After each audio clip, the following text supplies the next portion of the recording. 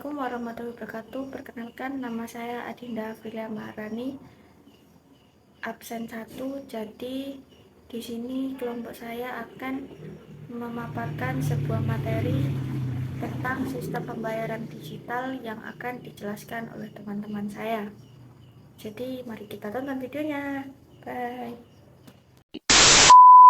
Saya Dewi Nafisa, absen 9 di kelas 10. Jadi untuk yang pertama adalah soal apa sih sistem pembayaran digital itu? Baik, jadi akan saya jelaskan.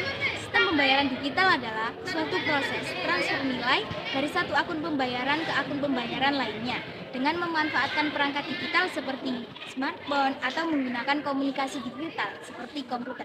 Nah, pembayaran digital juga dikenal sebagai sistem pembayaran yang dilakukan dengan metode transfer bank, kartu pembayaran, hingga uang digital. Nah, jadi secara umum pembayaran digital adalah jenis pembayaran yang bersifat cashless, paperless, dan contactless. Terima kasih.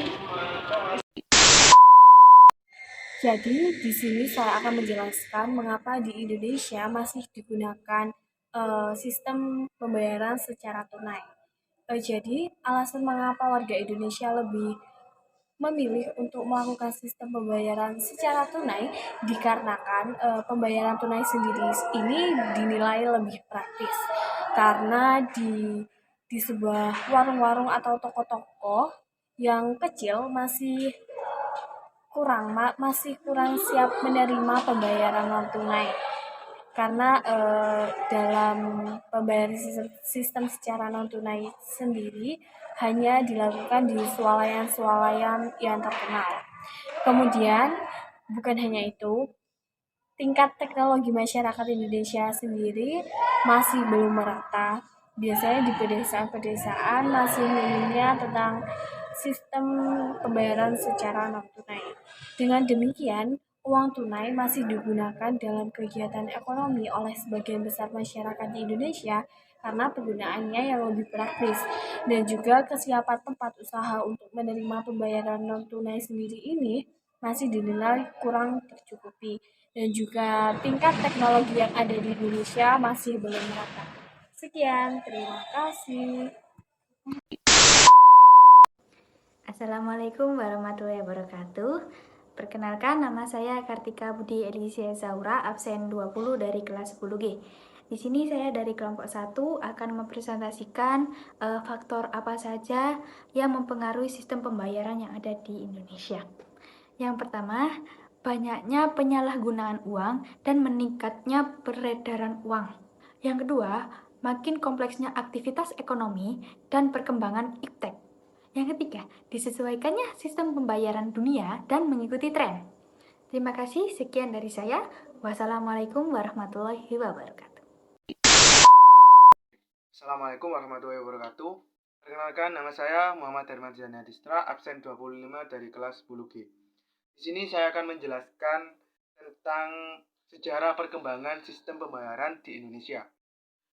Sejarah sistem pembayaran di Indonesia berawal dari pelaksanaan sistem clearing di Indonesia pada masa pendudukan Belanda, Jepang, serta awal-awal kemerdekaan masyarakat Indonesia.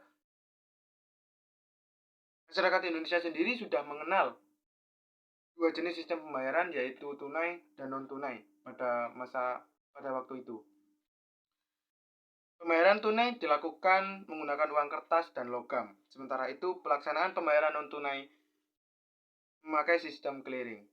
Ada beberapa tahapan pelaksanaan sistem clearing di Indonesia, yaitu 1. Sistem clearing manual. Sistem clearing manual telah berlangsung sejak tahun 1908 secara terbatas di wilayah Jakarta. Nilai transaksi non-tunai dalam sistem clearing manual saat itu masih bernilai kecil. Oleh karena itu, proses pertukaran warkat dapat dicatat dengan sistem manual. 2. Sistem semi-otomasi clearing.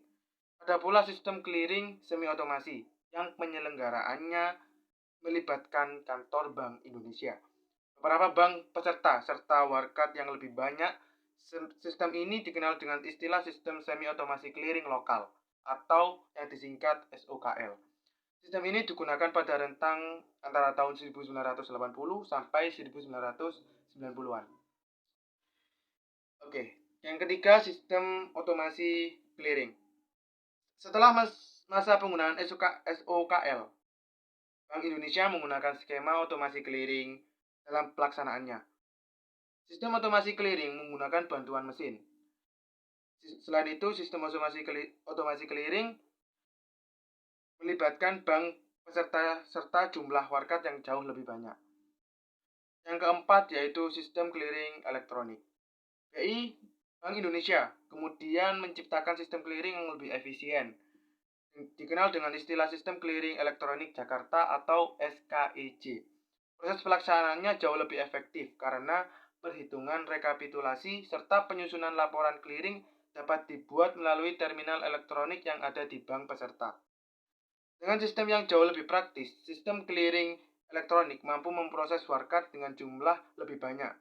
Selain itu, proses clearing bisa diselesaikan secara cepat, aman, dan akurat.